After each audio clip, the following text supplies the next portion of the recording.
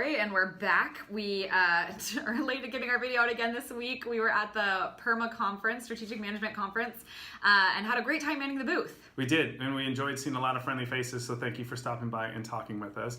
And thank you, PERMA, for putting on the event. We enjoyed the speakers quite a bit. I know one that stood out for me personally and professionally was Juliana Hines from Lee Hecht Harrison talking about gender equality.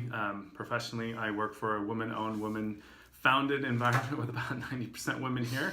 So we certainly appreciate the topics they talk about. Plus, I have a highly successful wife who I admire in her success and how she's grown in male-dominated environments. And we're raising a slightly wild, slightly crazy 4.5-year-old daughter who I believe will be a leader in the future. And I hope that when she's ready to enter the workforce that these gender issues have been talked about quite a bit. Yeah, I definitely think that Corey's daughter is going to be a leader. So Abby, what did you take away from it? I actually got a couple different nuggets from different speakers, but one about the untapped resource of your former employees, kind of the alums. And I think there can be different categories of people that have retired, people that have left to take other positions for growth, and maybe people that have left to raise families or take time out of the workforce. Yeah, so it's interesting. We talk a lot about candidates and making sure that they leave on a positive note, don't burn bridges with Portland is small. An interesting view from the perspective of an employer.